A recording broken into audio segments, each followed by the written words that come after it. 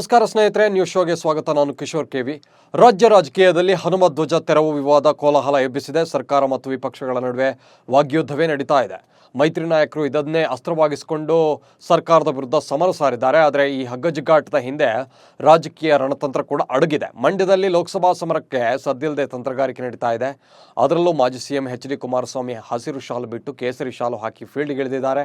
ಮಾಜಿ ಮುಖ್ಯಮಂತ್ರಿಗಳ ಈ ನಡೆಗೆ ಟೀಕೆ ವ್ಯಕ್ತವಾಗಿದ್ದರೂ ಕೂಡ ಈ ಬದಲಾವಣೆ ಹಿಂದೆ ಬೇರೆಯದ್ದೇ ಪ್ಲಾನ್ ಇದೆ. ಹಾಗಾದರೆ ಎಚ್.ಡಿ.ಕೆ ಪ್ಲಾನ್ ಏನು? ಮಂಡ್ಯದಲ್ಲಿ ಏನೆಲ್ಲ ರಾಜಕೀಯ ನಡೀತಿದೆ? ಲೋಕಸಭೆ ಚುನಾವಣೆಗೆ ಈಗಿನಲೇ ಅಖಾಡ ರೆಡಿ ಆಗ್ತಾ ಇದೆಯಾ? ಈ ಬಗ್ಗೆ ಕಂಪ್ಲೀಟ್ ಮಾಹಿತಿ ನೀಡ್ತೀನಿ. ನೀವು ಸುದ್ದಿಯಾನದ ಸಬ್ಸ್ಕ್ರೈಬರ್ ಆಗೋಕೆ ಮರಿಬೇಡಿ. ಲೋಕಸಭೆ ಚುನಾವಣೆ ಹೊಸ್ತಿಲಲ್ಲೇ ಹನುಮ ಧ್ವಜ ಗಲಾಟೆ ಭುಗಿಲೆದ್ದಿದೆ. ಬಿಜೆಪಿ ಮತ್ತು ಜೆಡಿಎಸ್ ಮೈತ್ರಿ ನಾಯಕರು ಈ ವಿವಾದವನ್ನು ರಾಜಕೀಯಕ್ಕೆ ಬಳಸ್ಕೊಳ್ತಾ ಇದ್ದಾರೆ. ಸೋಮವಾರ ಮಂಡ್ಯದಲ್ಲಿ ಜಂಟಿ ಹೋರಾಟ ನಡೆಸಿ ಮೈತ್ರಿಯನ್ನು ಮತ್ತಷ್ಟು ಗಟ್ಟಿ ಮಾಡಿಕೊಂಡಿದ್ದಾರೆ.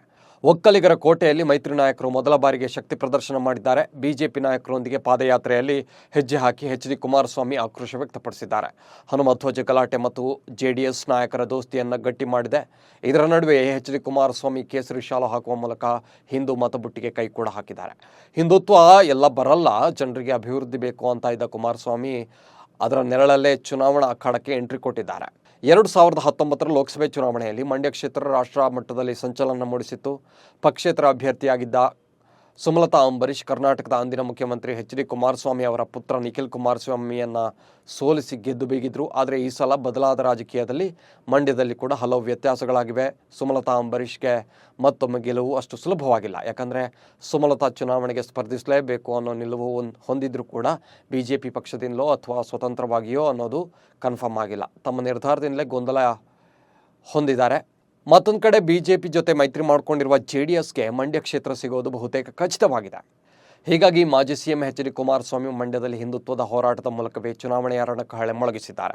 ಮೈತ್ರಿ ನಾಯಕರ ಧ್ವಜ ಗಲಾಟೆಗೆ ತಿರುಗೇಟು ನೀಡೋಕೆ ಕಾಂಗ್ರೆಸ್ ಕೂಡ ಪ್ರತಿತಂತ್ರ ಹೆಣಿತಾ ಇದೆ. ಭಗವಧ್ವಜ ಅಸ್ತ್ರಕ್ಕೆ ದಲಿತಾಸ್ತ್ರ ಪ್ರಯೋಗಿಸೋಕೆ ಕಾಂಗ್ರೆಸ್ ಮುಂದಾಗಿದೆ ಎನ್ನಲಾಗಿದೆ. ನಮಗೂ ಅಂಬೇಡ್ಕರ್ ಫೋಟೋ ಇರೋ ಧ್ವಜಸ್ತಂಭಕ್ಕೆ ಅವಕಾಶ ನೀಡಿ ಅಂತ ದಲಿತ ಸಂಘಟನೆಗಳ ಹೋರಾಟಕ್ಕೆ ಕರೆ ಕೊಡೋಕೆ ಚಿಂತನೆ ನಡೆದಿದೆ ಎನ್ನಲಾಗಿದೆ.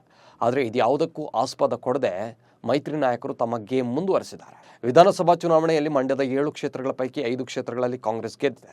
ಆದರೆ ಲೋಕಸಭೆ ಚುನಾವಣೆಗೆ ಅಭ್ಯರ್ಥಿಗಳ ಕೊರತೆ ಜೊತೆಗೆ ಯಾರನ್ನು ಕಣಕ್ಕಿಳಿಸಬಹುದು ಅನ್ನೋದರ ಬಗ್ಗೆಯೂ ಸ್ಪಷ್ಟತೆ ಇಲ್ಲ. ಮಾತ್ರವಲ್ಲ, ಕಾಂಗ್ರೆಸ್ನಲ್ಲಿ ಮಂಡ್ಯ ಕ್ಷೇತ್ರದ ಟಿಕೆಟ್ ಆಕಾಂಕ್ಷಿಗಳ ಪಟ್ಟಿ ದೊಡ್ಡದಾಗಿದೆ.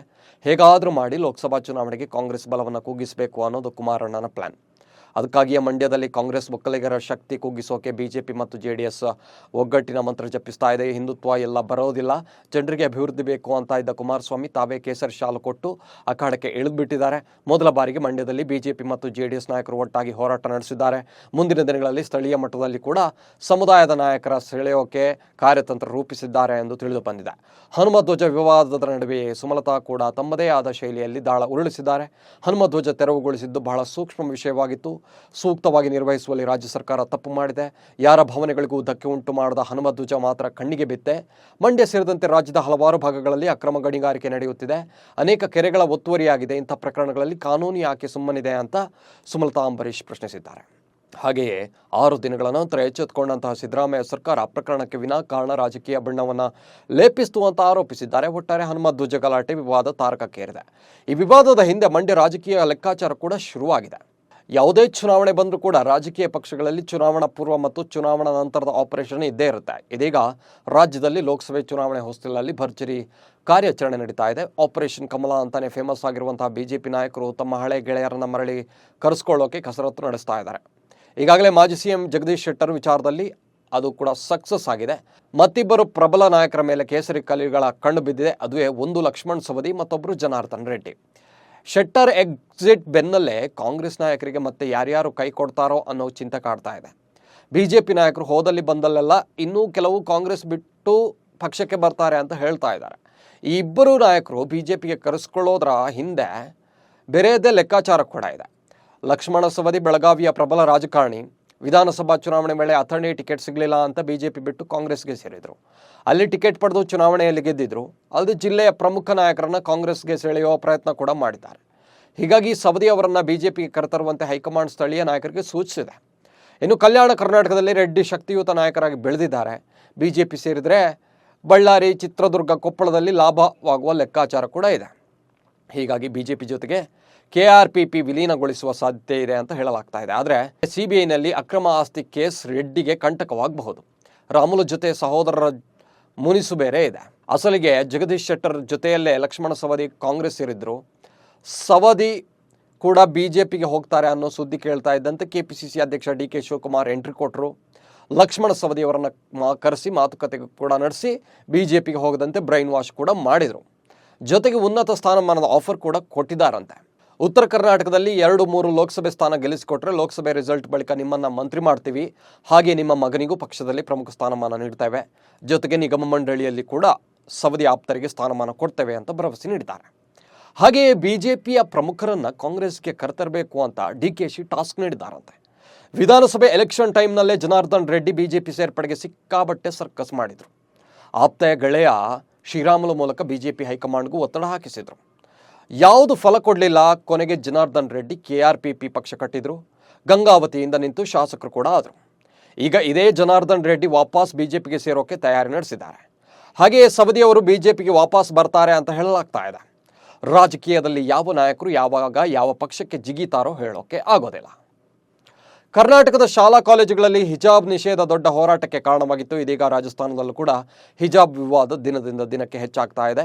ರಾಜ್ಯ ಸರ್ಕಾರ ಶಾಲಾ ಕಾಲೇಜುಗಳಲ್ಲಿ ಹಿಜಾಬ್ ನಿಷೇಧಕ್ಕೆ ಒಲವು ವ್ಯಕ್ತಪಡಿಸಿದೆ. BJP ಶಾಸಕ ಬಲ್ಮುಕುಂದ್ ಆಚಾರ್ಯ ವಿರುದ್ಧ ಮುಸ್ಲಿಂ ವಿದ್ಯಾರ್ಥಿನಿಯರು ಪ್ರತಿಭಟನೆ ನಡೆಸಿದ ಬೆನ್ನಲ್ಲೇ CM ಭಜನ್ಲಾಲ್, ಸರ್ಕಾರದ ಸಚಿವ ಡಾಕ್ಟರ್ ಕಿರೋದಿಲಾಲ್ ಮೀನಾ ಕೂಡ ಈ ವಿಷಯದಲ್ಲಿ ಧ್ವನಿ ಎತ್ತಿದ್ದಾರೆ. ಜಾರ್ಖಂಡ್ CM ಹೇಮಂತ್ ಸೊರೇನ್ ನಾಪತ್ತೆಯಾಗಿದ್ದರೆಂಬ ಸುದ್ದಿ ಕಾಡ್ಗಿಚ್ಚಿನಂತೆ ಹಬ್ಬಿತ್ತು. ಕಳೆದ 24 ಗಂಟೆಗಳಿಂದ ಜಾರ್ಖಂಡ್ CM ಯಾರ ಕೈಗೂ ಸಿಕ್ಕಿಲ್ಲ. ಅವರು ನಾಪತ್ತೆಯಾಗಿದ್ದಾರೆ ಅಂತ BJP ಘೋಷಿಸಿತ್ತು.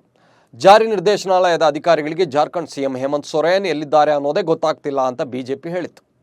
BJP ನಾಯಕರ ಈ ಹೇಳಿಕೆಗಳ ಬೆನ್ನಲ್ಲೇ ಜಾರ್ಖಂಡ್ CM ಹೇಮಂತ್ ಸೊರೇನ್ ಜಾರ್ಖಂಡ್ ರಾಜಧಾನಿ ರಾಂಚಿಯಲ್ಲಿ ಪ್ರತ್ಯಕ್ಷರಾಗಿದ್ದಾರೆ. ತಮ್ಮ ಮನೆಯಲ್ಲಿ ಶಾಸಕರ ಜೊತೆಗೆ ಹೇಮಂತ್ ಸೊರೇನ್ ಸಭೆ ನಡೆಸಿದ್ದಾರೆ. ಪಾಕಿಸ್ತಾನದಲ್ಲಿ ಸಾರ್ವತ್ರಿಕ ಚುನಾವಣೆಗೆ ಕೌಂಟ್ ಡೌನ್ ಶುರುವಾಗಿದೆ. ಆದರೆ ಚುನಾವಣೆಗೂ ಮುನ್ನ ಅಚ್ಚರಿಯ ಬೆಳವಣಿಗೆ ಕೂಡ ನಡೆದಿದೆ. ಪಾಕಿಸ್ತಾನದ ಸಾರ್ವತ್ರಿಕ ಚುನಾವಣೆಗೆ 1 ವಾರ ಇರುವಾಗಲೇ ಮಾಜಿ ಪ್ರಧಾನಿ ಇಮ್ರಾನ್ ಖಾನ್ ಹಾಗೂ ಮಾಜಿ ವಿದೇಶಾಂಗ ಸಚಿವ ಶಾ ಮೊಹಮ್ಮದ್ ಖುರೇಶಿಗೆ ಭಾರೀ ಮುಖಭಂಗವಾಗಿದೆ. ಸೈಫರ್ ಪ್ರಕರಣದಲ್ಲಿ ಇಬ್ಬರಿಗೂ ಕೂಡ 10 ವರ್ಷಗಳ ಜೈಲು ಶಿಕ್ಷೆ ವಿಧಿಸಿ ನ್ಯಾಯಾಲಯ ಆದೇಶ ಹೊರಡಿಸಿದೆ.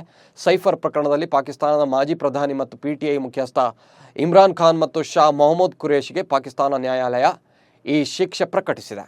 ಅಸಲಿಗೆ ಈ ಸೈಫರ್ ಪ್ರಕರಣ ಅನ್ನೋದು ಪಾಕಿಸ್ತಾನದ ಸರ್ಕಾರಕ್ಕೆ ಸಂಬಂಧಿಸಿದ ಮತ್ತು ಸೇನೆಗೆ ಸಂಬಂಧಿಸಿದ ಮಹತ್ವದ ಮಾಹಿತಿಗಳನ್ನು, ಅಂದರೆ ಏನು ಸೀಕ್ರೆಟ್ ಮಾಹಿತಿಗಳು ಅಂತ ಇರುತ್ತಲ್ಲ, ಆ ಮಾಹಿತಿಗಳನ್ನು ಲೀಕ್ ಮಾಡಿರೋ ಆರೋಪದ ಅಡಿಯಲ್ಲಿ ಈಗ ಇಮ್ರಾನ್ ಖಾನ್ಗೆ 10 ವರ್ಷಗಳ ಜೈಲು ಶಿಕ್ಷೆಯಾಗಿದೆ. ಚಂದ್ರಲೋಕದಲ್ಲಿ ಅಧ್ಯಯನಗಳು ನಡೆದಂತೆಲ್ಲ ಅಚ್ಚರಿಯ ಮಾಹಿತಿಗಳು ಕೂಡ ಹೊರಬೀಳ್ತಾ ಇವೆ. ಇದೀಗ ಚಂದ್ರನ ಸುತ್ತಳತೆಯಲ್ಲಿ ಕೆಲವು ಇಂಚು ಕಳೆದುಕೊಂಡಿದೆ ಅಂತ ಬಹಿರಂಗಪಡಿಸಿದೆ. ನಿಖರವಾಗಿ ಹೇಳಬೇಕು ಅಂದರೆ 150 ಅಡಿ ಸುತ್ತಳತೆ ಕಳೆದುಕೊಂಡಿದೆ. ಕಳೆದ ಕೆಲವು 100 ಮಿಲಿಯನ್ ವರ್ಷಗಳಲ್ಲಿ ಇದರ ತಿರುಳು ಕೂಡ ಸಣ್ಣಗಾಗ್ತಾ ಇದೆ. ಇದು ಎಲ್ಲ ಚಂದ್ರಯಾನ ಮಿಷನ್ಗಳಿಗೆ ಸವಾಲಾಗುತ್ತಾ? 2024ರ ವೇಳೆಗೆ ವಸಾಹತುವನ್ನಾಗಿ ಮಾಡುವ ಯೋಜನೆಗಳ ನಡುವೆ ಚಂದ್ರನ ಕುಗ್ಗುವಿಕೆ ಭವಿಷ್ಯದ ಕಾರ್ಯಾಚರಣೆಗಳಿಗೆ ಗಮನಾರ್ಹ ಸವಾಲುಗಳನ್ನು ಕೂಡ ಒಡ್ಡುತ್ತೆ ಅಂತ ನಾಸಾದ ಹೊಸ ಅಧ್ಯಯನದಲ್ಲಿ ತಿಳಿದು ಬಂದಿದೆ.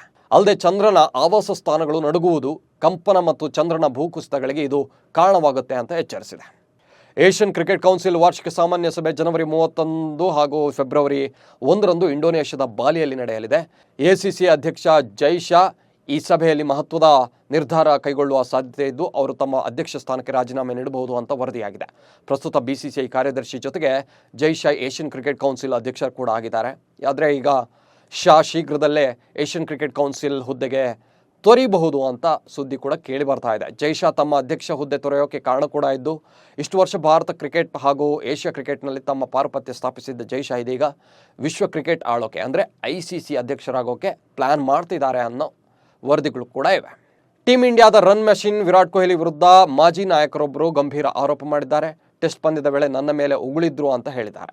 ದಕ್ಷಿಣ ಆಫ್ರಿಕಾದ ಮಾಜಿ ನಾಯಕ ಡೀನ್ ಎಲ್ಗರ್ ಈ ಆರೋಪ ಮಾಡಿದ್ದು, ಈ ಘಟನೆ ಬಗ್ಗೆ ಯಾವಾಗ ನಡೆಯಿತು, ಹೇಗಾಯಿತು ಅನ್ನೋ ಬಗ್ಗೆ ಇನ್ನೂ ಕೂಡ ಮಾಹಿತಿಯನ್ನು ಹಂಚಿಕೊಂಡಿಲ್ಲ. ಆದರೆ ಇದು 2015ರ ಭಾರತ ಪ್ರವಾಸದ ವೇಳೆ ನಡೆದಿರಬಹುದು ಅಂತ ಹೇಳಲಾಗ್ತಾ ಇದೆ.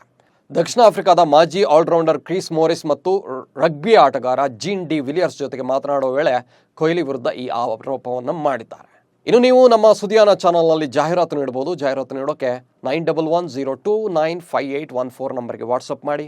ನಿಮ್ಮ ಪ್ರೀತಿ ಪಾತ್ರರಿಗೆ ಸುದ್ದಿಯಾನದ ಮೂಲಕ ಶುಭ ಕೋರಿ. ನಮಸ್ಕಾರ.